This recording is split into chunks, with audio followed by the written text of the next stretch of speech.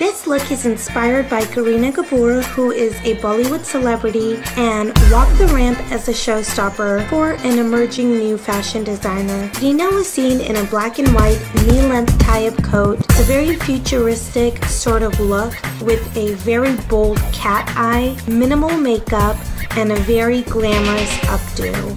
I'm going to go ahead and show you how to get her look in just a few easy steps.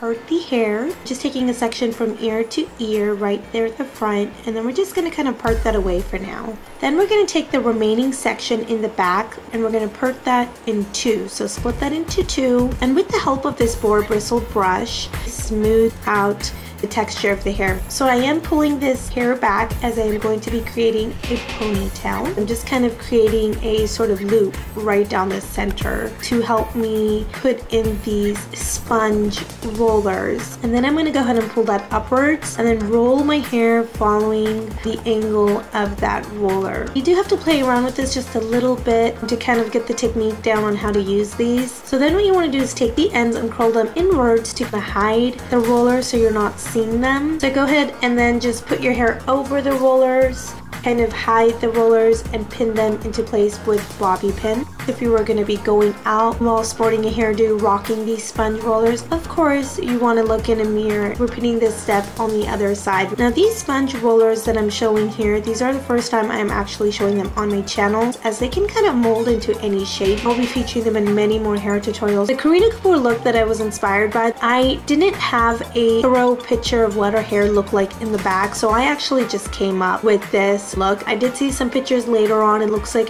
she just had one French twist going on in the back. Came with my own rendition to kind of recreate her look. So I am aware that her look isn't exactly like this. Okay, so once you have that, go ahead and take the front of your hair, section that off into two, take that topmost layer, and then just clip the front again out of the way. We're taking that little thin section at the crown and make sure it's nice and smooth. And I'm taking another one of those sponge rollers. It's a little bit smaller than the ones I used at the back, and we're just using that same technique, but instead of rolling that hair to the side, I'm just creating a poof. If you have problems creating poofs, or if you have thin hair, or you don't like teasing or anything like that, I would most definitely recommend these for creating poofs. They're fabulous. You want to just evenly create 3 parts as you were going to create a braid.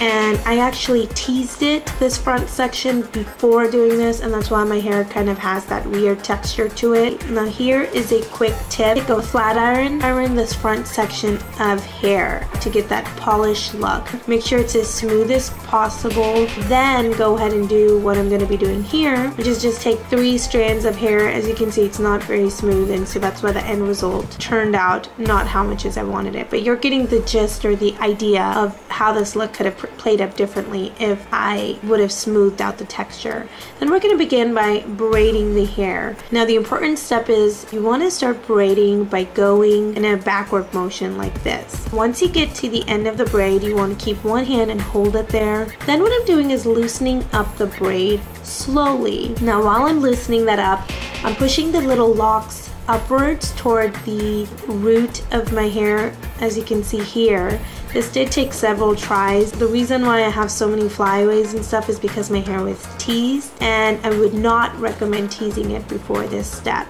Kind of just go back and improvise. She kind of had it look like they took loose strands of hair and positioned those in a crisscross type of motion to create that poof. Wasn't so structured.